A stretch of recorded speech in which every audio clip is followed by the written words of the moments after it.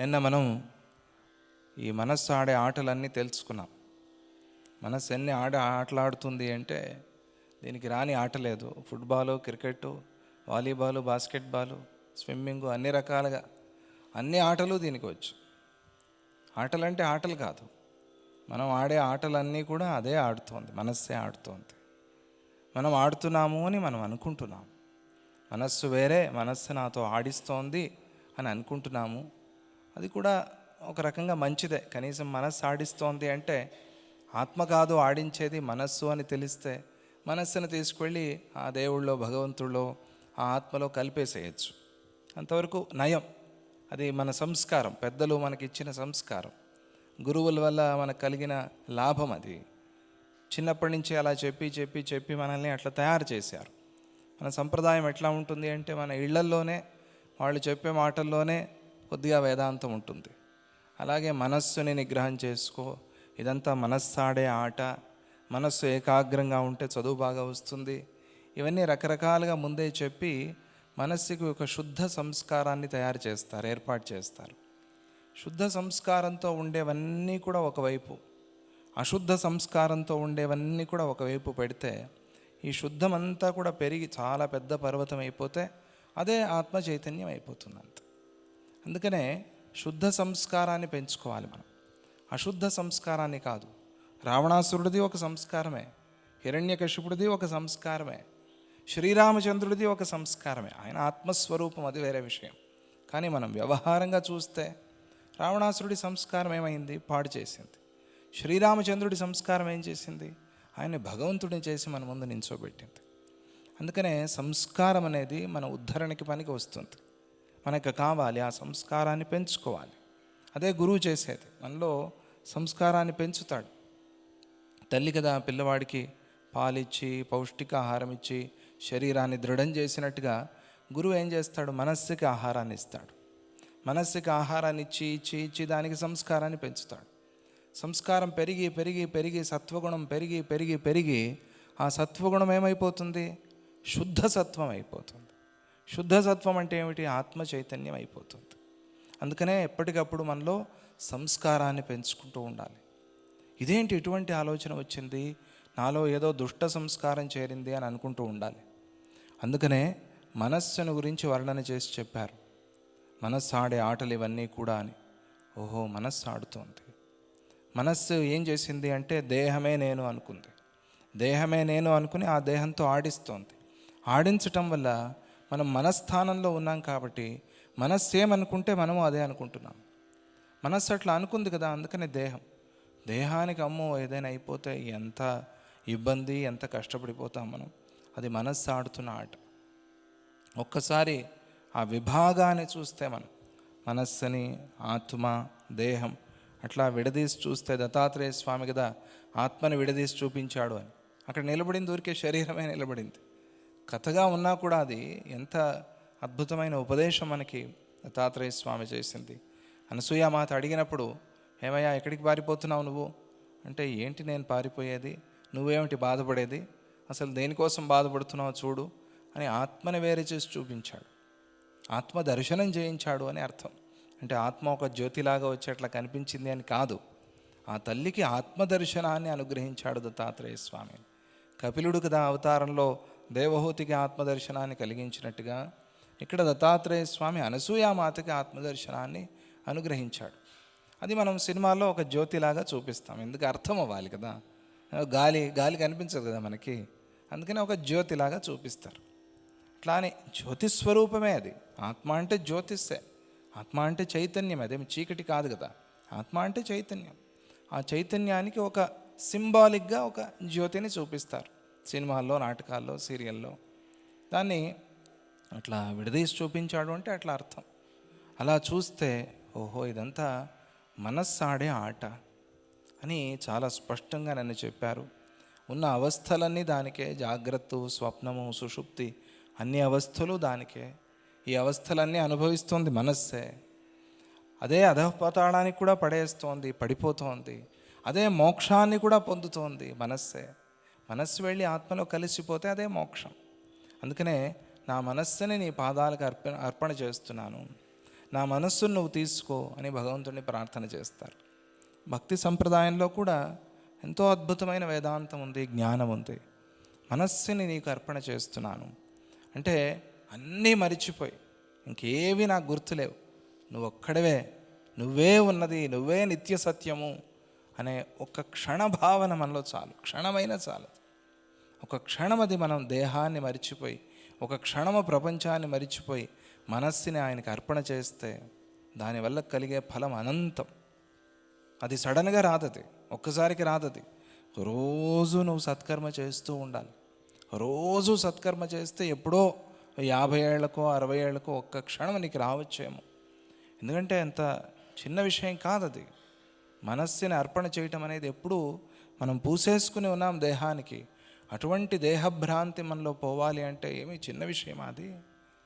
మనస్సుని తీసుకువెళ్ళి ఆయన అర్పణ చేయటం అంటే అంతా భగవంతుడిని దర్శనం చేయటం. అంతా అంటే తన చుట్టూ ఉన్నాడు అని కాదు, నేను తన వెనకాల లేడా అట్లాగా తనతో కలిపి తాను కూడా మైనస్, తాను అనేది కూడా లేదు. గురువుగారిని వెళ్ళి శిష్యుడు అడిగాట.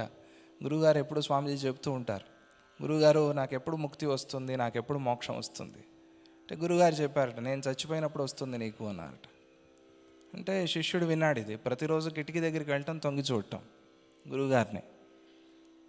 గురువుగారు చూశారు, వీడేమిటి ప్రతిరోజు వచ్చి తొంగి చూస్తున్నాడు నన్ను. చూశారు, 4 రోజులైంది, 2 నెలలు అయింది, 3 నెలలు అయింది, ప్రతిరోజు రావటం చూడటం. ఇంకా పెరిగిపోయి గంటకి చూస్తున్నాడు వచ్చి గురువుగారు. ఏమిట్రా వీడు ఇట్లా నాకు కిటికీ నుంచి తొంగి చూస్తున్నాడు. పిలిచి అడిగారు, ఎందుకు నాయనా ఇట్లా కిటికీ నుంచి తొంగి చూస్తున్నావు? మీరే చెప్పారు కదా నేను చచ్చిపోతే మోక్షం వస్తుందని, మీరు పోయారా లేదా చూస్తున్నాను.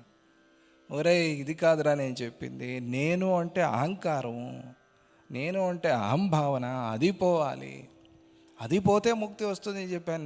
నేను పోతే పోతుంది వస్తుంది అనుకుంటే నువ్వు ఎట్లా? ఇలా అయిపోయింది కథ. అందుకనే మనస్సు ఆయన అంతటా ఉన్నాడు అంటే నేను తప్ప అని కాదు, నాలో కాక అని కాదు కదా, నాతో కలిపి మనతో కలిపి ముందు మనలో దర్శనం చేయాలి. అది కష్టమైన పని. అది మనస్సులోనే ఉన్నాడు అని చెప్పడం తేలిక, కానీ ఎంత కష్టం అది. నాకు మనస్సులోనే ఉన్నాడండి, నేను గుడికి పోను, నాకు అవసరం లేదు, అంతా ఒకటే. అది మహాత్ములు, జీవన్ముక్తులు, సద్గురువులు ఆ స్థితిలో ఉన్న వాళ్ళని ఆ స్థితిలో చూస్తున్నాం. అందరూ అట్లా చెప్పకూడదు. అందుకనే స్వామిజీ ఏమంటారు, ప్రతిష్ఠ అయింది, ఈరోజు వెళ్ళి అందరూ అభిషేకం చేసుకోండి, అందరూ వెళ్ళి దర్శనం చేసుకోండి, ఈరోజు ఏకాదశి వెళ్ళి వెంకటేశ్వర స్వామిని దర్శనం చేసుకోండి, ఈరోజు షష్ఠి వెళ్ళి సుబ్రహ్మణ్య స్వామిని దర్శనం చేసుకోండి, ఈరోజు అష్టమి అనఘాష్టమి వ్రతం చేసుకోండి. ఇదేంటండి, మమ్మల్ని జ్ఞాన మార్గంలో నడిపించాల్సింది పోయి ఈయన కర్మ మార్గంలో నడిపిస్తున్నారు మమ్మల్ని. ఈ కర్మ అంతా భ్రమ అని చెప్తున్నారు కదా అని అంటే నువ్వు జ్ఞాన మార్గానికి వెళ్ళటం చాలా కష్టం ఉంది, అంత సులభం కాదు. ఆ జ్ఞాన మార్గంలోకి ప్రయాణం ఎట్లా అవుతుంది అంటే డైవర్షన్ వచ్చినప్పుడు డైవర్షన్ తీసుకోవాలి.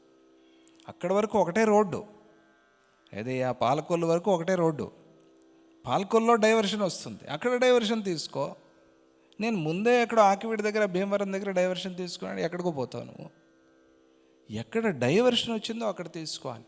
అక్కడ వరకు ఒకటే రస్తా, అదే కర్మ మార్గం. అక్కడ వరకు సత్కర్మ చేస్తూనే ఉండాలి. అక్కడికి వెళ్ళిన తర్వాత నీకు తెలుస్తుంది, నువ్వు ఇంకా ఆ పాలకొల్లు సిటీలోకి వెళ్ళాలా, లేకపోతే ఏదో పాలకొల్లు అని వచ్చింది నాకు తెలియదు, అక్కడ డైవర్షన్ ఉందో లేదో, అక్కడ పక్కన డైవర్షన్ తీసుకోవాలి. అక్కడికి వెళ్ళిన తర్వాత తెలుస్తుంది కదా. అక్కడికి వెళ్ళకుండా మనం డైవర్షన్ అంటే ఎట్లా? అందుకనే అది వచ్చేంత వరకు మనల్ని సత్కర్మ చేయమని చెప్తారు సద్గురు. చేయాలి. మనస్సులో ఉన్నది అనే భావన రావటం కష్టం కాబట్టి బయటంతా దర్శనం చేస్తాం, అంతటా ఉన్నాడు అని, మంచిదే అది. కానీ మనస్సుని మర్చిపోతాం. మనస్సులో ఉన్నాడు అని కూడా భావన చేయాలి భక్తి మార్గంలో. అందుకే మనస్సే మోక్షాన్ని పొందుతోంది అని చెప్పారు, మనస్సే సర్వస్వము అని చెప్పారు. అలా ఆ మనస్తత్వాన్ని చెప్పిన వశిష్ఠుల వారిని శ్రీరాముడు ఒక ప్రశ్న అడిగాడు. ఆ ప్రశ్నతో ఈ 5వ సర్గ ప్రారంభమవుతుంది. ఈ సర్గని దేవస్వరూప వర్ణనము అని పిలుస్తారు. ఈ అధ్యాయాన్ని దేవస్వరూపం అంటే ఇక్కడ దేవుడు కిరీటాలు అని కాదు, దేవతలందరూ కూడా ఆత్మస్వరూపమే. అందుకనే దేవతల్ని ఆరాధన చేస్తాం మనం. దేవతల్ని ఆరాధన చేస్తే, సద్గురువుని ఆరాధన చేస్తే వాళ్ళు ఎప్పుడూ కూడా మేము ఆత్మస్వరూపులమే అని వాళ్ళకి ఆ జ్ఞానం ఉంది. వాళ్ళు ఆ స్థితిలో ఉన్నారు. వాళ్ళు ఏ కర్మ చేస్తున్నా కూడా వాళ్ళు ఆ స్థితిలో ఉన్నారు. కాబట్టి వాళ్ళని ప్రార్థన చేస్తాం మనం. ప్రార్థన చేయటం వల్ల వాళ్ళ అనుగ్రహంతో, వాళ్ళ కృపతో, వాళ్ళ ఉపదేశంతో మనకి ఆత్మతత్వ దర్శనం అవుతుంది, ఆత్మదర్శనం అవుతుంది. అందుకనే మహావిష్ణువు కానీ, శివుడు కానీ, బ్రహ్మ కానీ, అమ్మవారు కానీ, గణపతి కానీ ఏ రూపాన్ని మనం ప్రార్థన చేస్తున్నా కూడా నా కష్టాల్ని పోగొట్టు, నాకు ఈ దుఃఖాల్ని పోగొట్టు, రోగాల్ని పోగొట్టు, సుఖాన్ని ఇవ్వు అని ప్రార్థన చేసే దాంతో పాటుగా నాకు ఆ ఆత్మదర్శనాన్ని చేయించు. దాంతో ఈ దుఃఖాలన్నీ ఎగిరిపోతాయి కదా, దుఃఖ మూలమే ఎగిరిపోతుంది కదా, దుఃఖాలే లేకుండా అయిపోతాయి కదా, ఆ జ్ఞానాన్ని నాకు అనుగ్రహించు అని ప్రార్థన చేయాలి. వాళ్ళు ఏం చేస్తారంటే వాళ్ళకున్న శక్తి, వాళ్ళ సంకల్పమే వాళ్ళ శక్తి. గురువు ఒక సంకల్పం చేస్తాడు. ఏం సంకల్పం చేస్తాడు? వీడికి ఈ ఆత్మజ్ఞానం కలిగేటట్టుగా దేశకాలాలు, వీడి కర్మ వీడికి సహకరించని అని సంకల్పం చేస్తారు. అది అనుగ్రహం అంటే విఘ్నాలన్నీ తొలగిపోని వీడికి, అంటే ఈ రోగాలు, ఈ దుఃఖాలన్నీ కూడా తొలగిపోయిన తర్వాత వీడి చిత్తానికి ఒక ఏకాగ్రత వస్తుంది. ఆ ఏకాగ్రత కలిగేలాగా వీడికి ఆ కర్మ అనుగ్రహించని, వీడు సత్కర్మలు చేయని అని వాళ్ళు సంకల్పం చేస్తారు. ఆ సంకల్పం కోసం మీరు సంకల్పం చేయండి, మీరు అనుకుంటే అయిపోతుంది అని అంటాం. వాళ్ళ సంకల్పానికి అంత బలం ఉంది. ఎందుకంటే వాళ్ళు ఎప్పుడూ ఆత్మస్థితిలో ఉన్నారు కాబట్టి, ఆత్మస్థితిలో ఉన్న వాళ్ళకి అటువంటి బలం ఉంటుంది. ఈ ప్రపంచాన్నంతా ఆయన సృష్టి చేసినట్టుగా మనకు కల్పించి, దాంట్లో ప్రవేశించి, దాంతో ఆడుతున్నవాడు, అంతా సర్వస్వము తానే అయినవాడు. ఆయనకి ఏది మార్చలేడు. ఆయన ఇష్టం ఏదైనా మారుస్తాడు. అందుకని ఆయన్ని ప్రార్థన చేయాలి అని చెప్తారు. అక్కడ కూడా దేవస్వరూపం అంటే అదేనా. ఇక్కడ అదే పేరు పెట్టారు, దేవస్వరూప వర్ణనం. అంటే ఆత్మని వర్ణించటం, ఆ పరమాత్మని వర్ణించటం, ఆయన తత్వం ఏమిటి, ఆయన ఎలా ఉన్నారు అని వర్ణించే ఘట్టాన్ని ఈరోజు వశిష్ఠుల వారు మనకి ఉపదేశం చేస్తున్నారు. ఈ సర్గ శ్రీరామ ప్రశ్నతో ప్రారంభమవుతుంది. శ్రీరాముడు ఆ మనస్సు గురించి అంతా విని, మనస్సుని మీరు కల్పితం అన్నారు కదా, మనస్సు కూడా కల్పితమే. ఈ ప్రపంచం మనస్సు నుంచి వచ్చింది కాబట్టి ఇది కూడా కల్పితమే, మనస్సు కూడా కల్పితమే. ఈ కల్పితం ఎట్లా వచ్చింది? కల్పితం రావాలి అంటే దానికి ఏదో ఒక వస్తువు ఉండాలి కదా, ఏదో ఒక వస్తువు ఉంటే కదా కల్పన అవుతుంది. ఏదీ లేకుండా కల్పన చేయలేం కదా మనం. ఎవరినో దూరం నుంచి వస్తున్నట్టుగా చూసాం, ఏదో రూపంలాగా కనిపిస్తే ఎవరో తెలియలేదు మనకి, ఎవరో వస్తున్నారండి ఇలా చూసాం అలా చూసాం. దగ్గరికి రాగానే ఎవరో ఒక ఆమె వస్తోంది అని తెలిసింది. ఎవరీమే తెలియలేదు. ఇంకా దగ్గరికి వచ్చిన తర్వాత ఎవరో సుబ్బమ్మలాగా ఉందే, కాదేమో, ఇంకా దగ్గరగా వచ్చింది, చూశాడు, ఇంకా దగ్గరగా సుబ్బమేనండి, అప్పుడు తెలిసింది. అట్లా ఆమె అక్కడ వస్తోంది, ఒక రూపం దూరంగా కనిపించింది కాబట్టి చూచాయిగా దానిలో ఎవరిది అనే ఒక జ్ఞానం, భావన కలిగింది మనకి. అలాగే మనస్సు అనేది కల్పితమైనప్పుడు ఇది ఎట్లా కల్పితమైంది? దేని విషయంలో మనస్సుని కల్పన చేస్తున్నాం మనం? దేన్ని చూడాల్సింది పోయి ఆ స్థానంలో మనస్సుని చూస్తున్నాం. తాడుని చూడాల్సింది పోయి పాముని చూసినట్టుగా. తాడుంది, అక్కడ ఉన్నది తాడే, కానీ అది కదిలింది కొంచెం గాలికి, లేదా అక్కడ చీకటిగా ఉంది, ఏదో తొక్కాము, మెత్తగా కూడా అనిపించింది, అదేదో నీళ్లలో తడిసిందేమో 3 రోజులు, కొంచెం మెత్తగా అనిపించింది. ఇవన్నీ దీన్ని బట్టి పాము పాము పాము పాము అని అరిచాడు. పాము కాదు అది. అంతకుముందు తొక్కిన వాడు చెప్పాడు, అదే పాము కాదురా, నేను ఇప్పుడే తొక్కాను, నేను కూడా భయపడ్డాను, టార్చ్ వేసి చూశాను, ఇది పాము కాదని తెలిసింది, నమ్మరా నా మాట? లేదంటే కొంతమందికి అది కూడా అవసరం లేదు, అది పాము కాదు, అది తాడే అని చెప్తారు సద్గురువులు. కానీ మనకి నమ్మకం కలిగిందా? కలగలేదు. ఎలా కలుగుతుంది అంటే జ్ఞానంతో కలుగుతుంది. ఆ జ్ఞానం ఎలా కలుగుతుంది అంటే గురువాక్యంలో, వేదవాక్యంలో శ్రద్ధ ఉన్నప్పుడు, విశ్వాసం ఉన్నప్పుడు కలుగుతుంది. లేకపోతే నమ్మకం లేకపోతే జ్ఞానం లేదు, జ్ఞానం లేకపోతే సుఖం లేదు, సుఖం లేకపోతే దుఃఖం అలాగే ఉంటుంది. దుఃఖం అలాగే ఉండటం ఎవరికీ ఇష్టం లేదు ప్రపంచంలో. ఇది వరస. అందుకనే ఈ కల్పితాన్ని పోగొట్టుకుంటే మనకి దుఃఖం పోతుంది. దుఃఖం పోవటం కోసం ఇది కల్పితము అని తెలుసుకోవాలి. ఇది కల్పితమైతే, ఈ మనస్సు కల్పితమైతే, ఇది ఎక్కడ కల్పితం అవుతోంది అని తెలియాలి. అదే అవసరం. ఊరికే అట్లా కల్పితం కాదు కదా. తాడులో కదా పాము. ఊరి ఏమీ లేకుండా గాలిలో మనం పాము పాము అని అరవమే. తాడుంది కాబట్టి పాముని అరిచాం. అలాగే అక్కడ ఏదో ఒకటి ఉండాలి, ఉంటే దాంట్లో మనస్సు అని కల్పన చేస్తాం. అట్లా ఏది ఉంది, ఏది ఉంటే దేని చూసి మనం మనస్సు అనుకుంటున్నాము అనేది అడిగాడు. అదే శ్రీరామ ప్రశ్న. ఆ ప్రశ్నతో ఈ సర్గ ప్రారంభమవుతుంది. ఏమని అడుగుతున్నాడు అంటే శ్రీరాముడు, భగవన్ముని శార్దూల కిమివేహ మనోభ్రమే విద్యతే కథముత్పన్నం మనో మాయామయం కుతః. భగవన్, ఇది శ్రీరాముడు మనకి వినయాన్ని నేర్పించేది. ఆయన మాటి మాటికి సద్గురువుని భగవంతుడా, ఓ బ్రహ్మస్వరూప, ఓ దేవుడా నాకు బోధించు, నువ్వే బ్రహ్మవి అని ప్రార్థన చేస్తాడు. ఇది ఈ సంస్కారం మనలో రావాలి. గురువుని ప్రార్థన చేసే విధానం అది. ఎప్పటికీ ఏ క్షణానికి కూడా గురువు విషయంలో హాస్యం అనేది పనికిరాదు. అది చాలా దోషం, అది చాలా పెద్ద తప్పు అని గురుగీతలో చెప్పారు మనకి.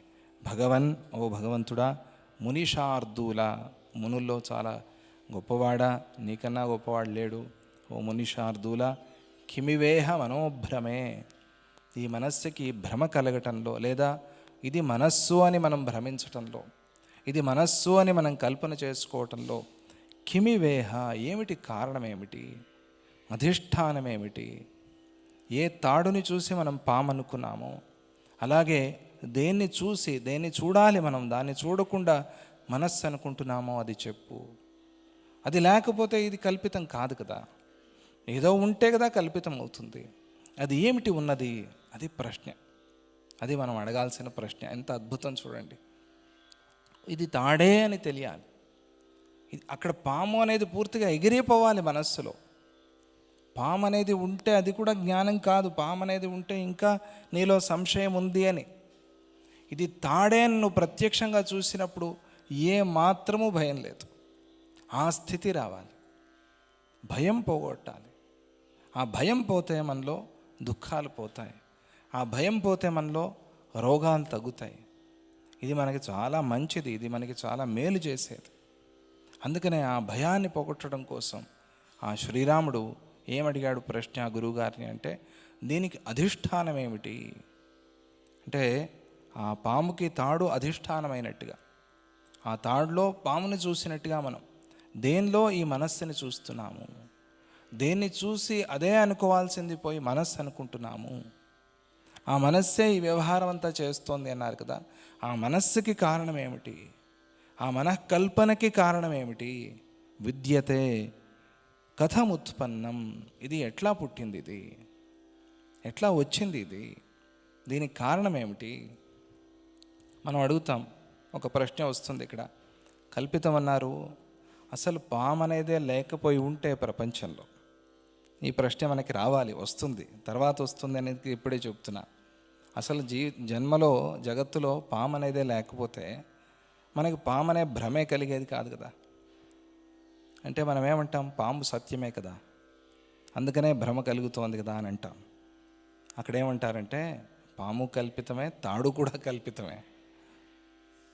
మనం ఎంతవరకు తీసుకోవాలి? కల్పితమైంది మనకి ఏమి హాని చేస్తోంది అంతవరకే తీసుకోవాలి. ఇక్కడ ఒక ఉదాహరణ, ఆ ఉదాహరణ వరకు మాత్రమే తీసుకోండి అంతే.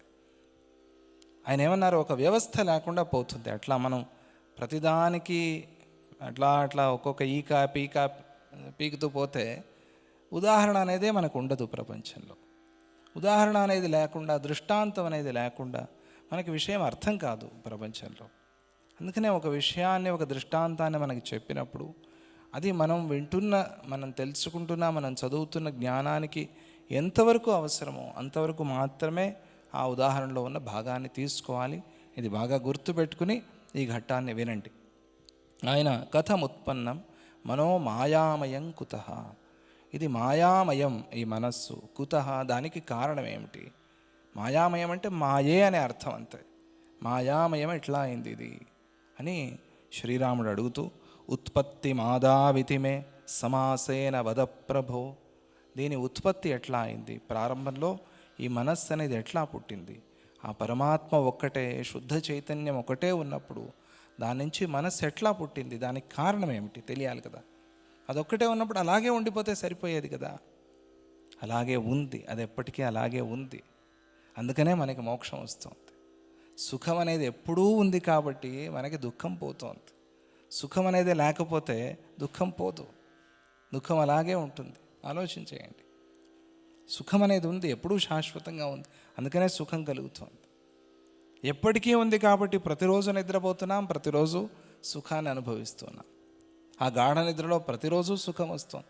మనం అనుకునే దుఃఖం ఎప్పుడూ ఉంది అని, దుఃఖమే నా స్వరూపము, దుఃఖంలోనే నేనున్నాను అని అనుకుంటాం, దుఃఖంలో మునిగిపోతాం, దుఃఖమే మనం అయిపోతాం.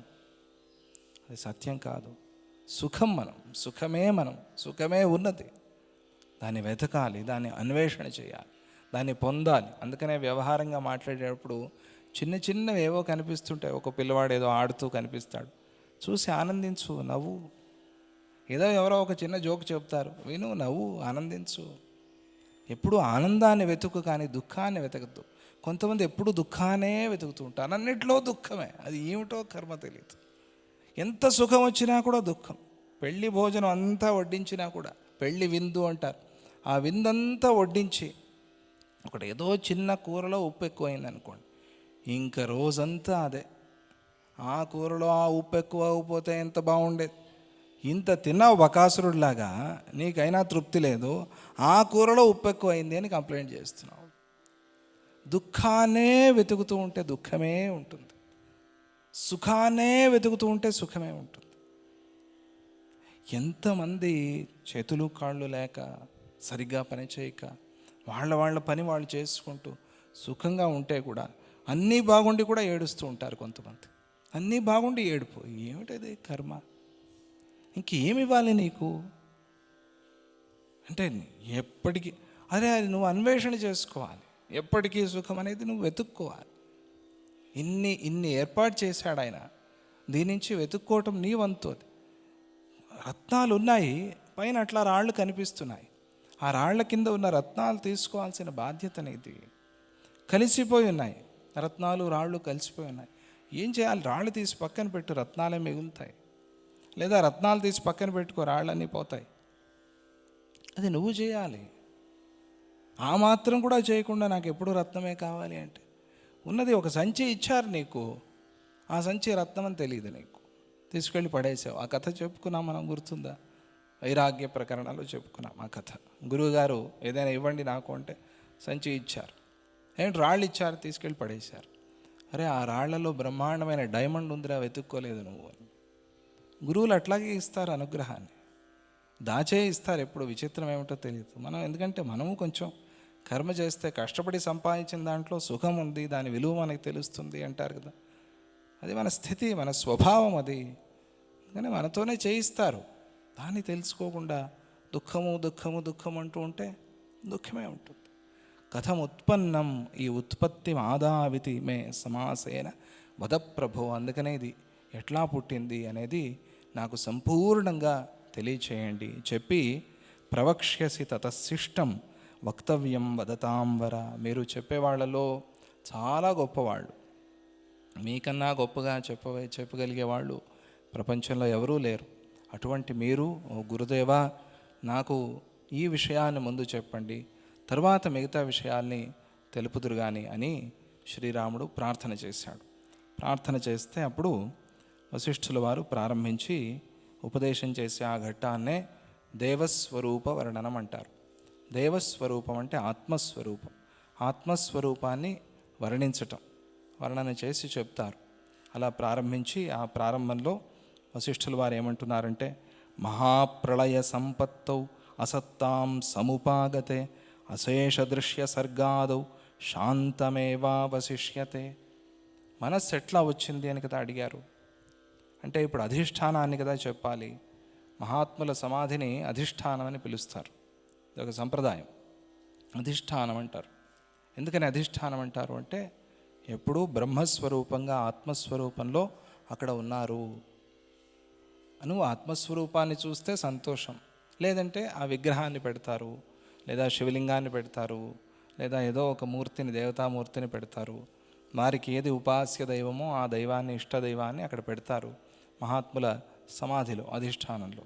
అక్కడ మనం ఆ రూపాన్ని చూసి దాని ద్వారా ఆత్మ చైతన్యాన్ని దర్శనం చేయటం, అక్కడ ఉన్న మహాత్ముల ఆత్మ చైతన్యాన్ని దర్శనం చేయటం, ఇది ఒక సంప్రదాయం, విధానం. దాన్ని అందుకనే అధిష్టానం అంటారు. అక్కడ ఉన్నది ఆత్మ చైతన్యం, కానీ నువ్వు విగ్రహాన్ని చూస్తున్నావు. దానికి మేమేం చేసేది? ఆత్మ చైతన్యాన్ని చూసే శక్తికి నువ్వు వెళ్ళాలి అంటే దానికి ఆ క్రమంలో వెళ్ళాలి, ఆ గురు కృపని పొందాలి, అనుగ్రహాన్ని పొందాలి. అధిష్టానం అంటారు, అందుకనే ఆ పేరు వచ్చింది. అందుకే ఆ మాట చెప్పాను, ఆ మాట గుర్తొచ్చి చెప్పాను మీకు. మహాప్రళయ సంపత్తౌ, మహాప్రళయమైనప్పుడు అవాంతర ప్రళయాలు చాలా వస్తూ ఉంటాయి, చిన్న చిన్నగా వచ్చిపోతూ ఉంటాయి, వరదలు వస్తూ ఉంటాయి భయంకరంగా. అప్పుడు కొంత లక్షల మంది పోతూ ఉంటారు, వేల మంది పోతూ ఉంటారు. మనం కేదార్నాథ్లో చూసాం కొన్ని సంవత్సరాల క్రితం. కొన్ని వరదలు వస్తూ ఉంటాయి, అగ్ని ప్రమాదాలు అవుతూ ఉంటాయి, భూకంపాలు వస్తూ ఉంటాయి. మన నేపాల్లో చూసాం. పాపం ఇటువంటి కష్టాలు కలిగినప్పుడు, ఇటువంటి ప్రళయాలు కలిగినప్పుడు వాటిని చిన్న చిన్న ప్రళయాలుగా మనం గుర్తించాలి అని చెప్పారు. చిన్న ప్రళయంలోనే వేలాది మంది, లక్షలాది మంది పోతూ ఉన్నారు. ఇది ప్రళయం, ఇది ఒక ప్రళయం. అవాంతర ప్రళయాలు అంటే ప్రతి యుగాంతంలో కూడా చిన్న చిన్నగా వచ్చిపోయేవి, ప్రతి 4 యుగాలకి చిన్న చిన్నగా వచ్చిపోయేవి. ఇవన్నీ కలిపేసి ఒక పెద్ద కాలం అయిపోతే ఆ పెద్ద కాలం పోయి ఆయనలో కలిసిపోయేది, దాన్ని మహాప్రళయం అంటారు. ఆ మహాప్రళయాన్ని గురించి లలితా సహస్రనామంలో వర్ణన చేశారు. మహాప్రళయ సంపత్తు, అది ఒక సంపత్తి అన్నారు. అది మహాప్రళయం అనేది ఒక సంపద. మహాప్రళయ సంపత్తిలో అసత్తాం సముపాగతే అంటే ఈ కనిపించే ప్రపంచమంతా కూడా, ఇప్పటివరకు సత్యం అనుకుంటున్న ఈ ప్రపంచమంతా కూడా కలిసిపోయి ఏమైపోయింది? అసత్తాం సముపాగతే, లేనే లేదు కదా, లేని దాన్ని సత్యం అని ఎట్లా అంటాము? అందుకనే అది అసత్తాం సముపాగతే. అంతా కూడా ఈ దృశ్య ప్రపంచం అంతా కూడా ఆయనలో కలిసిపోయినప్పుడు అప్పుడేమైంది? అశేష దృశ్య సర్గాదౌ, అశేషమైన ఈ ప్రపంచం, ఒక భూమి మాత్రమే కాదు, ఈ లోకాలు, ఈ ప్రపంచాలు మాత్రమే కాదు, అశేషమైన, ఇంకా ఇంతవరకు నువ్వు బ్రహ్మాండము, ఇంకా ఎన్నో బ్రహ్మాండాలు, కోటి బ్రహ్మాండాలు, అనేక కోటి బ్రహ్మాండ జనని అంటారు కదా, అలా కోటి బ్రహ్మాండాలు, ఇవన్నీ కూడా నువ్వు ఎక్కడి వరకు నీవు ఊహిస్తావో, ఎన్నెన్ని బ్రహ్మాండాలు ఉన్నాయని నువ్వు అనుకుంటావో. కొన్ని శాస్త్రాలేమో ఒక 14 బ్రహ్మాండాలు అంటాయి, ఇంకొన్ని పురాణాలేమో అనేక ఎన్ని బ్రహ్మాండాలండి అని సరిగ్గా లెక్క చెప్పండి. దానికి లెక్క చెప్పలేము. నువ్వు ఎన్నైనా ఊహించుకో, ఎన్ని గుడ్లైనా ఊహించుకో. ఒకే గుడ్డు అంటే ఆ గుడ్డు నువ్వు ఉండే బ్రహ్మాండం, అనేక గుడ్లు అంటే అనేక గుడ్లు, అంతే. అండం అంటే గుడ్డే కదా. ఆ అనేక బ్రహ్మాండాలు, అశేష దృశ్య సర్గాదౌ, దీని సృష్టికి ఆదిలో, ప్రారంభంలో ఇంకా సృష్టి కాలేదు. ఆ సృష్టి కాని సమయానికి మనం వెళ్ళాలి. శ్రీహరి బొడ్డున కమలం పుట్టని వేళల్లో అని ఒక కీర్తనలో చెప్పారు. శ్రీహరి బొడ్డులో కమలం కూడా ఇంకా పుట్టలేదు, ఆ వేళ అన్నారు. ఆ సమయంలో అంటే బ్రహ్మగారు కూడా పుట్టలేదు, బ్రహ్మగారి జన్మస్థానమైన పద్మం కూడా ఇంకా పుట్టలేదు. ఆ సమయంలో అక్కడికి వెళ్ళాలి మనం. అంటే ఆయన ఆ శ్రీ మహావిష్ణువు యోగ నిద్రలో ఉన్నాడు అని మనం పురాణాల్లో వింటాం కదా, అలా ఆ సమయంలో. అందుకనే చాతుర్మాస్యం చాలా విశేషము అంటారు. ఆయన యోగ నిద్రలో ఉండే సమయము అంటే ఇది ఏ సమయం? ఇది యోగ నిద్రా సమయం. అంటే మనం సమస్త ప్రపంచము పోయి ఆయనలో కలిసిపోయింది, ఇంకా సృష్టి కూడా కాలేదు, శుద్ధం శాంతం ఆ స్థితి, దాన్ని మనం అనుభవించలేం కదా. అది మనకి వ్యవహారంగా చూస్తే ఇక్కడే కలిగే అనుభవం కాదు. అందుకనే ప్రతి సంవత్సరము ఈ 4 నెలలు శ్రీ మహావిష్ణువు యోగ నిద్రలో ఉంటూ ఉన్నాడు. ఆయనకి ఆ ప్రతి సంవత్సరం ఒక రోజు కింద లెక్క. ఆ ఒక రోజులో ఆయన ఒక పూట, రాత్రిపూట నిద్రకి పోతున్నాడు. ఆయన దృష్టిలో, ఏనుగు దృష్టిలో కాలం ఎంత, మన దృష్టిలో కాలం ఎంత, చీమ దృష్టిలో కాలం ఎంత మనకి తెలుసు కదా. ఈ విభాగాన్ని మనం చూస్తున్నాం. అట్లాగే శ్రీహరి దృష్టిలో కాలం అది. ఆయన బొడ్డులో ఇంకా కమలం కూడా పుట్టలేదు, ఆయన కూడా సృష్టి చేద్దామని సంకల్పము చేయలేదు, ఆయన యోగ నిద్రలో ఉన్నాడు. అటువంటి స్థితిలో అని అర్థం అవటం కోసం చెప్పాను మీకు. శ్రీహరి అంటే మళ్ళీ ఒక రూపం వస్తుంది, దానివల్ల వేదాంతంలో ఇబ్బంది కలుగుతుంది, మీకు అర్థమవని అని చెప్పాను అంతే. అక్కడ ఏ రూపము లేదు, ఏ ఆకారము లేదు, కేవలం జ్ఞానం, ప్రకాశం, శుద్ధ చైతన్యం, ఆత్మ చైతన్యం అది మాత్రమే మిగిలి ఉంది అంతే. అప్పుడు ఆ స్థితిలో అశేష దృశ్య సర్గాదౌ శాంతమేవ అవశిష్యతే. అప్పుడు ఏం మిగిలి ఉంది? శాంతం, నిర్విక్షేపమైన, ఎటువంటి విక్షేపాలు లేని, ఎటువంటి కర్మ లేని, ఎటువంటి చేష్ట లేని, ఎటువంటి వికారాలు లేని శుద్ధ చైతన్యం మాత్రమే మిగిలి ఉంది. ఆ స్థితికి ఒక్కసారి మన మనస్సు తీసుకెళ్ళాలి. అదే ధ్యానం అంటే. ఆ ధ్యానం చేస్తారు మహాత్ములు. ఆ స్థితికి వెళ్ళిపోయాడు అంటే ప్రళయాలన్నీ దర్శనం చేయాల్సిన పని లేదు. మనం ఏదో అగ్నిపర్వతాలు బద్దలైనట్టుగా, సముద్రాలు ఉప్పొంగినట్టుగా, భూకంపాలు వచ్చినట్టుగా చూడాల్సిన పనేమీ లేదు. ఇదంతా ఏదీ లేదు. ఆ ఉన్న మనస్సు కూడా పోయి ఆయనలో కలిసిపోయింది. ఊరికే ఒకసారి ఆ మాట అనుకున్నా కూడా చాలు. అది మనకు పూర్తిగా అర్థం కాకపోయినా ఆ మాట అనుకుంటే కూడా చాలు. మనస్సు కూడా పోయి ఆయనలో కలిస్తే ఇంకేముంది? ఇంకేమీ లేదు. అయ్యయ్యో, అయితే మా బంధువులు వీళ్ళందరూ నా ఆస్తి, నా సైటు ఇదంతా అంటే ఇంకెప్పటికీ ఆ భావన నీకు రాదు. ఆ శాంతిని, ఆ సుఖాన్ని నువ్వు ఎప్పటికీ పొందలేవు.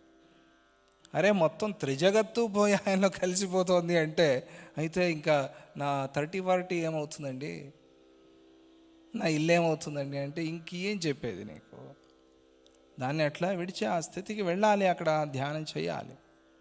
ఆ స్థితిలో సర్గాదో, ఆ ప్రారంభంలో, ఆది అంటే సృష్టి ప్రారంభంలో అని కాదు, సృష్టి కాని స్థితిలో, సృష్టి కూడా ఇంకా కాని స్థితిలో అప్పుడు ఏం మిగిలింది అంటే ఆత్మ చైతన్యం ఒక్కటి మాత్రమే మిగిలింది. నిర్విక్షేపమైన ఆత్మ చైతన్యం మాత్రమే మిగిలి ఉంది. అవశిష్యతే, అప్పటికట్లా మిగిలి ఉంటుంది అని చెప్పి ఆ మిగిలి ఉన్న ఆ తత్వాన్ని వర్ణన చేయటంతో ఈ సృష్టి ఎట్లా వచ్చింది అని చెప్తారు. ఆయన ఆ భగవంతుడి స్థితి అది. ఆయన ఎప్పుడూ అట్లాగే ఉంటాడు, శుద్ధ చైతన్యంగా ఉంటాడు. ఆయన మనస్సు కూడా లేదు అక్కడ, ఆ మనస్సు కూడా పోయి ఆయనలో కలిసిపోయింది. అందరి మనస్సులు, సమష్టి మనస్సు ఒకటి కాదు, సమస్త మనస్సులు వెళ్ళిపోయి ఆయనలో కలిసిపోయాయి. విడివిడిగా ఉంటే అది ఆ సమస్త మనస్సు కలిసిపోయి కరిగిపోయింది, ఒక చోట చేరి ఉండలేదు. అది ఆయన శక్తి అటువంటిది కాబట్టి కరిగించేసుకున్నాడు ఆయనలో. అది కూడా లేదు, అక్కడ చైతన్యం మాత్రమే మిగిలి ఉంది. అటువంటి స్థితిని ఆస్తే అనస్తమితో భాస్వాన్ అజోదేవ నిరామయ. ఆస్తే అనస్తమిత. ఆయన ఎప్పుడైతే ప్రకాశ స్వరూపం అన్నామో, ఆయన ఎప్పుడైనా అస్తమిస్తాడా అనే ప్రశ్న వస్తుంది మనకి. అనస్తమిత, ఎప్పటికీ ఆ ప్రకాశానికి అస్తమానం అనేది లేనే లేదు. ఎప్పటికీ మునిగిపోవటము, ఆరిపోవటము అనేది లేనే లేదు. ఎప్పటికీ అంటే ఎప్పటికీ. సూర్యుడికి ఒక వయస్సు ఉంది, తెలుసు కదా. సూర్యుడికి ఆ వయస్సు అవుతూనే ఆ సూర్యగోళం బద్దలైపోతుంది. ఇది టైంలో చెప్పే మాట. గోళం అది, ఆ గోళం ఒకటి మండుతోంది. ఆ మండటంలో దానిలో ఉన్న గ్యాసు, దాంట్లో ఉన్న అన్నము, దాంట్లో ఉన్న తేజస్సు, దాంట్లో ఉన్న నీరు ఇవన్నీ ఖర్చు అయిపోతే అయిపోయింది. అది విడివిడిగా పొడి పొడిగా అణువులుగా అయిపోతుంది అంతే. ఇది సూర్యప్రకాశం. అటువంటి సూర్యుడిని మనం అబ్బో ఎప్పుడు వెలుగుతూ ఉండేవాడండి సూర్యుడు. అసావాదిత్యో బ్రహ్మ, నమస్కారం చేస్తున్నాం. ఆయన ధ్యేయ సదా సవితృమండల మధ్యవర్తి అని నమస్కారం చేస్తున్నాం. అమ్మవారిని భానుమండల మధ్యస్థాయై నమః అంటారు. భానుమండల మధ్యంలో ఉండి ఆ భానుమండలం వెలగటానికి ఏ చైతన్యం, ఏ ప్రకాశమైతే ప్రధాన కారణంగా ఉందో ఆ శక్తి అమ్మవారు అని అర్థం.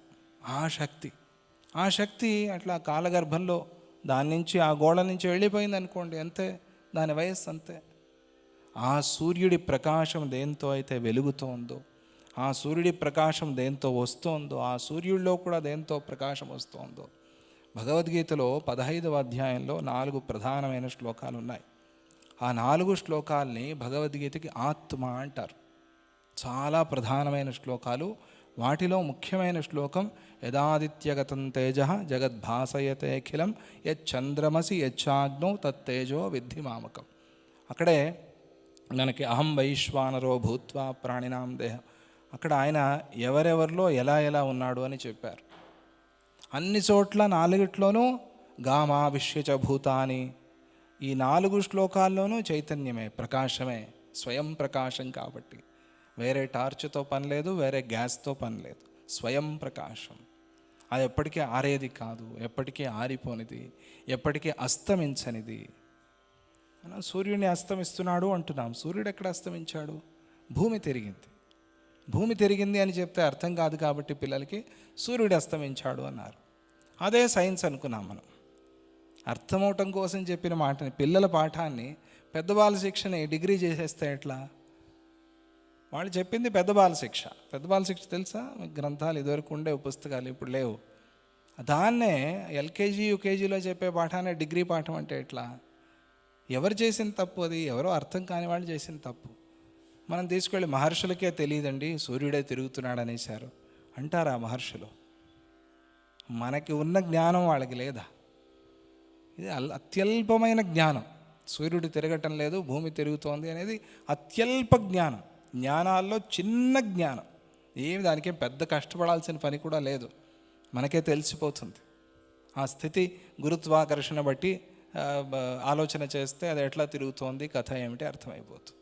అర్థమవటం కోసం చెప్పిన మాట అండి అది. దాన్ని పట్టుకుని వేదాలకు అసలు జ్ఞానమే లేదు, మహర్షులకు అసలు జ్ఞానమే లేదు, సూర్యుడు అసలు తిరగటం లేదు. సూర్యుడు తిరగట్లేదు సరే, కానీ కొన్ని సందర్భాల్లో అలా చెప్పాల్సి వస్తుంది. సూర్యరథము అని చెప్పాల్సి వస్తుంది, అప్పుడు కానీ మనకు అర్థం కాదు. సూర్యాస్తం అంటారు కానీ భూమి తిరిగిందండి, భూమి తిరిగిందండి అని ప్రపంచంలో ఎవరైనా అంటారా? ఏ సైంటిస్టు అనడు. సన్సెట్ సన్ రైజ్ అంటాడే తప్పించి భూమి సెట్టు భూమి రైజు ఎవరు అనరు. అంటారా అండి? ఎందుకు అనరు సైంటిస్టులు? అడగండి సైంటిస్టులని, ఎందుకు అనరు? Earth is setting, earth is rising అని ఎవరైనా అంటారా ప్రపంచంలో? అనరు. అలా వ్యవహారం లేదు. భాష అది. ఒక్కొక్క భాషకి ఒక్కొక్క విధానం ఉంటుంది. అదే భాష, అది జ్ఞానం కాదు.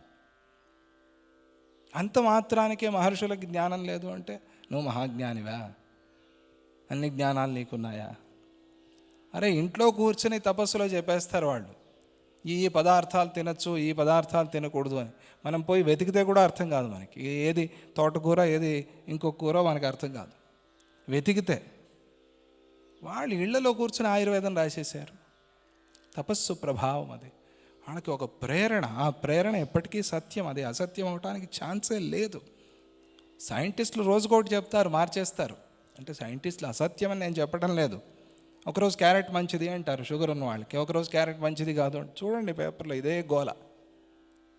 ఒక సిద్ధాంతం అనేది రాదు, కష్టం. కానీ మహర్షుల వాక్కు అది వేద వాక్కు, అది ఎప్పటికీ అంతే. వాళ్ళు ఇంకో చోట మార్చుకోరు. ఎందుకని? అది సత్యము అనే విశ్వాసం వాళ్ళకి ఉంది, ఆ సత్యాన్ని వాళ్ళు అనుభవించారు. అవునా కాదా? ఇంత మాత్రానికి ఈ కాలంలో 50 ఏళ్ళు 100 ఏళ్ళు పెరిగిన సైన్స్ని పట్టుకుని మహర్షుల్ని మహాత్ముల్ని తిట్టేస్తే ఎంత అజ్ఞానం అది. అందుకనే అనస్తమిత, ఆయన ఎప్పటికీ అస్తమించేవాడు కాదు అని ఎందుకు ప్రారంభించారు అంటే ఆయనకి అస్తమానం లేదు అని. అస్తమానం లేదు ఆయనకి అని అర్థం. అనస్తమిత, సూర్యుడి గురించే చెప్పినట్టుగా. ఈ మాట ప్రయోగించాలి అంటే ఆ భావన ఉండాలి కదా మనస్సులో, లేకపోతే ఆ మాట రాదు కదా. అనస్తమిత, ఆ ఆత్మ చైతన్యం, ఆ ప్రకాశం ఎప్పటికీ అస్తమానం లేనిది. భాస్వాన్, అస్తమానం లేదు సరే, ఆయన ఏమైనా కళ్ళు మూసుకుంటే ఆయన వెలుగు తగ్గిపోతుందా? అలా కూడా లేదు. ఎప్పటికీ భాస్వాన్, వెలుగుతూ ఉంటాడు. ఆయన ఎప్పుడూ వెలుగుతూ ఉంటాడు. నీకు రాత్రి అయింది అని సూర్యుడికి వెలుగుపోయిందా? లేదే. సూర్యుడు ఎప్పుడూ వెలుగుతున్నాడు. అలాగే నువ్వు దేహం విడిచిపెట్టేసావు అని ఆత్మచైతన్యం పోయిందా? లేదే. అది ఎప్పటికీ అలాగే ఉంది. అందుకనే అది భాస్వాన్, అనస్తమిత భాస్వాన్ అజహ, పుట్టేది పోయేది కాదు. దానికి జనన మరణాలకి అతీతమైనది అది. అజహ, పుట్టుక లేనిది అంటే నాశనం లేనిది అని అర్థం. పుట్టుక లేనిది అది. దేవ, ఎప్పుడూ కూడా అలా వెలుగుతూ ఉండేది. ఎప్పటికీ దేవ అనే పదానికి క్రీడ అని అర్థం. అందుకనే ఆయన లీల చేస్తున్నాడు అంటాం. ఇదంతా భగవంతుడి లీల, భగవంతుడి ఆట అంటాం. ఎందుకంటామంటే దేవ అంటేనే ఆడేవాడు అని అర్థం, ఆడుకుంటున్నాడు అని. ఎలా ఆడుకుంటున్నాడు అంటే విచిత్రంగా పిల్లలు కదా ఆ బీచ్ల్లో ఇళ్ళు కట్టి కూల్చేసినట్టుగా ఆడుకుంటున్నారు. చాలా విచిత్రం. ఎంత హాయిగా సులభంగా ఇళ్ళు కట్టేసి కూల్చేసి వెళ్ళిపోతారు పిల్లలు. వాళ్ళకి ఏమి అప్పటి వరకు ఎంత ప్రేమగా చూశారు కదా, కాళ్ళు పెట్టుకుని ఆ కాళ్ళ మీద ఇళ్ళు కట్టి దాని మీద అవి ఇవి పెట్టి గోపురాలు కట్టి ఇదని అది ఇదిగో ఇది నా రూము అది నా, అప్పటి వరకు ఆడతారు. సాయంత్రం అవుతుంది వెళ్ళి హోంవర్క్ చేసుకోవాలి రా అంటూనే వాడు కాలుతో ఇట్లా తోసేసి వెళ్ళిపో. అలా భగవంతుడు అన్నారు. ఆ పిల్లవాడికి అక్కడ ఏ దుఃఖము లేదు, ఏమి లేదు, వెళ్ళిపోయాడు అంతే. అంటే అంత నిర్దయుడా అని కాదు, అంత నిస్సంగుడు అని. నిర్దయ కాదు అక్కడ, నిస్సంగం. అంత నిస్సంగుడు ఆయన. సంగుడైతే ఇంట్లో కూర్చుని అమ్మో ఆ బీచ్లో కట్టిన ఇల్లు ఏమైపోయిందని ఏడుస్తూ ఉండాలి. హోంవర్క్ రాదు, నిద్ర పట్టదు, కష్టమైపోతుంది. అందుకనే నిస్సంగుడు ఆయన. అజహ దేవ నిరామయ, ఆయనకి ఏ రోగమూ లేదు. ఎందుకంటే పుట్టాడు పెరిగాడు అంటే రోగాలు వచ్చేసాయి. నిరామయ, ఏ రోగము లేనివాడు. సర్వదా సర్వకృత్ సర్వ పరమాత్మ మహేశ్వర. సర్వదా సర్వకృత్, ఆయన ఆ పరమాత్మ అన్ని కర్మల్ని తానే చేసే శక్తితో కూడి ఉన్నాడు. అలా ఇవన్నీ మనం చేస్తున్నవన్నీ ఆ ఆత్మ చైతన్యమే, ఆ శక్తే. అది లేకపోతే ఇది జడమే కదా, ఈ శరీరానికి ఏం విలువ ఉంది, ఏం శక్తి ఉంది? సర్వకృత్ సర్వ, సర్వము తానే ఉన్నాడు. పరమాత్మ మహేశ్వర, మహేశ్వరుడు దేవతలకందరికీ కూడా దేవత. యథోవాచో నివర్తంతే యో ముక్తైరవగమ్యతే. ఆయన్ని మాటలతో చెప్పలేం. ఇది ఊరికే చాలా గొప్పగా చెప్పారండి అంటే కూడా ఇది చాలా అల్పమే ఆయన విషయంలో. మాటలు ఆయన్ని చెప్పలేవు, మాటలు ఆయన్ని వర్ణించలేవు, అది అనుభవించాలి అంతే. ఎవరి అనుభవానికి వాళ్ళు తెచ్చుకోవాలి. అందుకనే యథో వాచో నివర్తంతే, ఆ ఉపనిషత్ వాక్యాన్ని అట్లాగే పెట్టేశారు ఆయన. ఇది తైత్రీయ ఉపనిషత్తులో వచ్చే మాట. యథో వాచో నివర్తంతే, ఆయన్ని మాటలతో చెప్పలేము. మరి ఎలా అంటే యో ముక్తైరవగమ్యతే, జీవన్ముక్తులు సద్గురువులు మహాత్ములు వాళ్ళు మాత్రమే ఆయననే తెలుసుకుంటూ ఉన్నారు. యో ముక్తైరవగమ్యతే, తెలుసుకుని మనకు చెప్తున్నారు, మీరు ఈ విధంగా తెలుసుకోండి అని. మనము దాన్ని పట్టుకుంటే మనకు కూడా అది తెలుస్తుంది. యో ముక్తైరవగమ్యతే యస్య చాత్మాదికా సంజ్ఞా కల్పితాన స్వభావజా. అలా ఉన్న ఆ ఆత్మ చైతన్యానికి, ఆ శుద్ధ చైతన్యానికి ఆత్మ అని ఒక పేరు పెట్టాం. ఇది కూడా సంజ్ఞ, ఇది ఒక పేరే. ఆ పేరుతో మనం పిలుచుకుంటున్నాం. ఆత్మాదికా సంజ్ఞ, పేర్లన్నీ ముందు చెప్పారు మనకి. ఋతం సత్యం పరం బ్రహ్మ మహత్, ఇవన్నీ పేర్లు. మహత్ కాదు, ఋతం సత్యం పరం బ్రహ్మ అని కొన్ని పేర్లు చెప్పారు మనకి. అక్కడ యథో వాచో నివర్తంతే యస్య చాత్మాదికా సంజ్ఞా కల్పితా న స్వభావజ. ఇవన్నీ కల్పితమైన పేర్లు, అంతేగాని ఇది స్వభావంతో వచ్చిన పేర్లు కావు. ఏదో ఒక స్వభావాన్ని చూసి పెట్టిన పేరు కాదు. దానికి స్వభావము లేదు, అది శుద్ధం అంతే. స్వభావం ఉంది అంటే మళ్ళీ దాంట్లో కల్మషం వచ్చేసింది. స్వభావం అని కూడా అనకూడదు, ఆత్మస్వభావం అని కూడా అనకూడదు. ఎందుకు అలా అంటారు అంటే మనకు తెలియటం కోసం, మనకు అర్థం అవటం కోసం. యః పుమాన్ సాంఖ్యదృష్టీనాం బ్రహ్మ వేదాంతవాదినాం. సాంఖ్యులు, సాంఖ్యశాస్త్రం తెలిసిన వాళ్ళు పుమాన్ పురుషుడు అని పిలుస్తారు ఆయన్ని. బ్రహ్మ వేదాంతవాదినాం, వేదాంతులు ఆయన్ని బ్రహ్మ అని పిలుస్తారు. ఇది కూడా పేరే, బ్రహ్మ అనేది కూడా పేరే. చాలా బృహత్, చాలా పెద్దగా ఉంది అని బృహదీశ్వరాలయం అని ఉంది తెలుసా? ఇక్కడ తంజావూరులో బృహదీశ్వరుడు అంటే, బృహత్ అంటే బ్రహ్మస్వరూపంగా ఉన్నవాడు. అందుకనే దేవస్థానం అంతే పెద్దగా ఉంటుంది. ఆ దేవస్థానాన్ని కట్టే చరిత్ర తెలుసుకోండి, మన భారతదేశం చరిత్ర తెలుస్తుంది, ఎంత గొప్ప సైన్స్ ఉండేది అని. ఆ లోపల ఉన్న శివలింగం కూడా అంతే ఉంటుంది. చూసారు ఎప్పుడైనా? 100 లీటర్లు వేస్తే ఆ శివుడిలో ఒక భాగం కూడా తడవదు. 100 లీటర్లు పాలు అభిషేకం చేస్తే ఆ శివుడి మీద ఒక భాగం కూడా తడవదు, ఒక చిన్న రేఖలాగా వస్తుంది. అంత శివలింగం అది. అందుకనే వేల లీటర్లతో పాలు అభిషేకం చేస్తారు ఆయనకి. అంటే అట్లా ఉన్నాడు ఆయన, మనకు తెలియటం కోసం. ఆ రూపంలో ఆ శివలింగంలో ఏ రూపము లేదు, అంతే. ఒక రూపాన్ని మనం భావన చేస్తే రూపం వస్తుంది, ఏ భావన చేస్తే ఆ రూపం కనిపిస్తుంది శివలింగంలో. అందుకనే శివ అంటే పరమాత్మ, లింగం అంటే గుర్తు, పరమాత్మకి ఒక గుర్తు అని అర్థం. ఇది అయ్యో ఇబ్బంది అయిపోతుంది, మాకు ఏదైనా ఒక రూపం చెప్పండి అంటే అప్పుడు నరసింహస్వామి, అప్పుడు గణపతి, అప్పుడు అమ్మవారు. ఆ రూపం పరమాత్మలోనే మనం పెట్టుకున్న రూపాలు అవన్నీ కూడా. అలా యః పుమాన్ సాంఖ్యదృష్టీనాం బ్రహ్మ వేదాంతవాదిన, వేదాంతులు ఆయన్ని బ్రహ్మ అని పిలుస్తున్నారు. విజ్ఞానమాత్రం విజ్ఞాన విదాం ఏకాంత నిర్మలం, ఏకాంత నిర్మలమైన విజ్ఞానం. సైంటిస్టులు ఏమంటున్నారు? ఆయన సైన్సే అంటున్నారు. సైన్స్ ద్వారా చెప్తేనే, సైన్స్ ద్వారా మాకు తెలిపితేనే ఆయన ఉన్నట్టు అని వాళ్ళకి అది అభిమానం. ఎవరు ఎన్ని పేర్లతో పిలిచినా కూడా అదంతా కూడా ఆయన్నే పిలుస్తున్నారు. విజ్ఞానమని, విజ్ఞానవాదులు సైన్స్ అని పిలుస్తున్నది కూడా ఆయన్నే. అది నిర్మలమైన సైన్స్ అవ్వాలి, అది మేలు చేసే సైన్స్ అవ్వాలి. విజ్ఞానం అంటే అనుభవం అనే అర్థం కూడా ఉంది.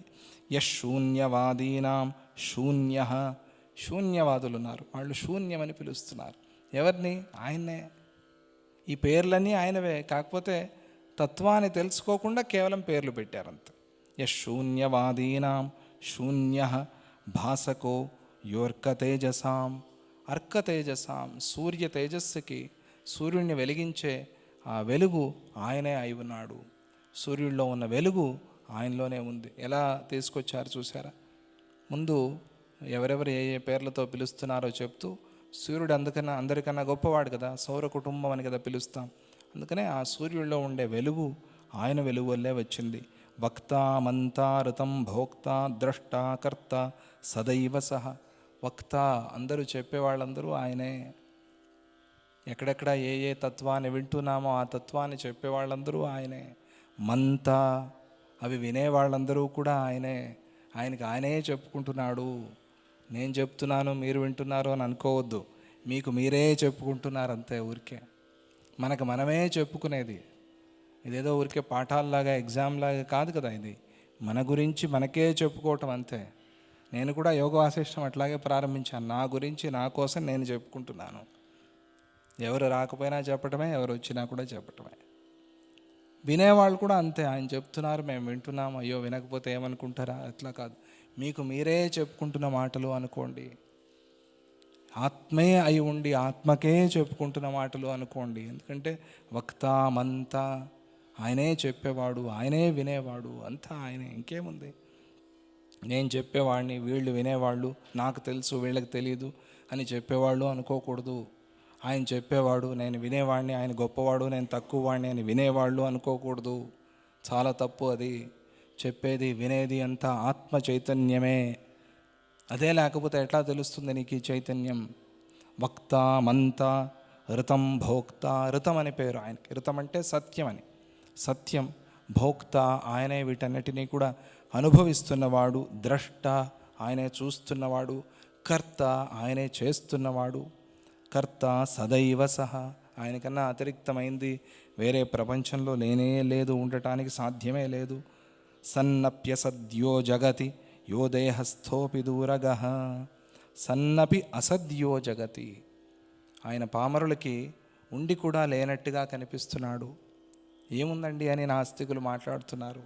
ఎందుకని అంటే వాళ్ళు పామరులు కాబట్టి, ఎందుకని అంటే వాళ్ళకి శ్రద్ధ లేదు కాబట్టి, ఎందుకు అంటే వాళ్ళకి భక్తి లేదు కాబట్టి. వీళ్ళు చెప్పినంత మాత్రాన ఆయన లేకుండా పోయాడా? లేదే. సన్నపి, ఆయన ఎప్పటికీ ఉన్నాడు. అసద్యో జగతి, లేనట్టుగా కొంతమందికి తెలుస్తూ ఉన్నాడు. కొంతమంది నమ్ముతున్నారు, ఆయన తెలుసుకోవడానికి ప్రయత్నం చేస్తున్నారు. అటువంటి వాళ్ళు ధన్యజీవులు అవుతున్నారు. అటువంటి వాళ్ళు ఆత్మోద్ధారం చేసుకుంటున్నారు. సన్నప్యసద్యో జగతి యో దేహస్థోపి దూరగః. అందుకనే ఆయన పామరులకి తెలియడు కాబట్టి దేహంలో ఉండి కూడా దూరంగా ఉన్నట్టుగా ఉన్నాడు. ఎక్కడో పోయి బయట వెతుకుతున్నాం మనం, దేహంలో వెతకటం లేదు. ఎందుకని? సన్నప్యసద్యో జగతి, ఉండి కూడా మనం పామరులం కాబట్టి లేనట్టుగా ఉన్నాడు. ఆయన ఉన్నాడు అని నమ్మితే దేహంలోనే మనకి దర్శనాన్ని ఇస్తున్నాడు. దేహస్థోపి యః దూరగః, దూరంగా ఉండి. ఎంత విచిత్రం చూడండి. అయ్యో ఎక్కడో ఉన్నాడండి, అలా వైకుంఠపురంబులో అని రాశారట పోతన గారు. రాసి తర్వాత ఏం రాయాలో తెలియలేదుట. ఎందుకనంటే ఆయనకు అనిపించిందిట, ఇదేంటి ఎంత తప్పు చేశాను నేను, అలా వైకుంఠపురంబులో ఏమిటి, అసలు గజేంద్రుడి ఆత్మే ఆయన కదా, ఆత్మే ఆయన అయినప్పుడు ఎక్కడో దూరంగా ఉన్నాడు అని రాసి ఇదేంటిది, దీన్ని ఎట్లా నేను పూర్తి చేసేది అని విడిచిపెట్టేశారట. తర్వాత వచ్చి ఆయనే రాత్రి ఏదో రూపంలో వచ్చాడు. ఆయన ఆ తాళపత్రాలు తెరిచి రాసి పూర్తి చేసి వెళ్ళిపోయాట. ఆ శ్లోకాన్ని పూర్తి చేసింది భగవంతుడే అని చెప్తారు.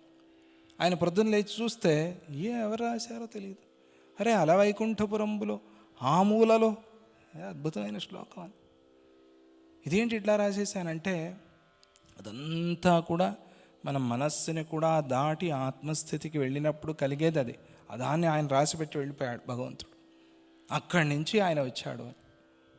అప్పటి వరకు దూరం దూరం దూరం అనుకున్నాడు. ఎప్పుడైతే నా ఆత్మవే నువ్వు అన్నాడో అప్పుడు వెంటనే వచ్చేసాడు.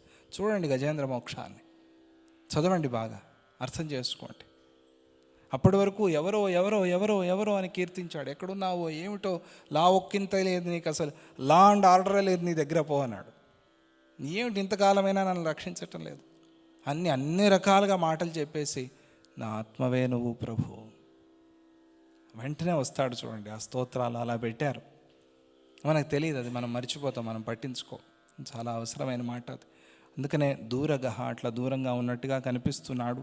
చిత్ ప్రకాశ్యో హ్యయం యస్మాద్ ఆలోక ఇవ భాస్వత. చిత్ ప్రకాశ్య, ఆయన సూర్యుడి ప్రకాశంలాగా, సూర్యుడి ప్రకాశం అందరిలోనూ ప్రకాశం నింపినట్టుగా చిత్ ప్రకాశ్య, జ్ఞానంతో మాత్రమే ఆయన తెలుస్తాడు. ఎలాగైతే సూర్యరశ్మి పడంగానే మనకు వస్తువులు కనిపిస్తాయో, దీపం పడంగానే, వెలుగు పడంగానే వస్తువులు కనిపిస్తాయో, అట్లా ఆ చిత్, ఆ జ్ఞానం పడంగానే మనకు ఆయన ప్రకాశకుడవుతాడు. అప్పుడు కనిపిస్తాడు, అప్పుడు దర్శనాన్ని ఇస్తాడు. అటువంటి ఆయన అవశిష్యతే, ఆ పరమాత్మ ఒక్కటే అప్పుడు మిగిలి ఉంది అని చెప్తూ, తర్వాత ఆయనే దేవతలుగా ఎలా మారాడు, విష్ణువాది దేవతల స్వరూపమే ఆయన అని వర్ణన చేసి చెప్తారు. ఇదంతా కూడా ఆత్మ చైతన్య వర్ణన, దేవస్వరూప వర్ణన. తక్కిన విషయాల్ని మనం రేపు మాట్లాడుకుందామని చెప్తూ, జై గురుదత్త, శ్రీ గురుదత్త. ఓం శాంతి శాంతి.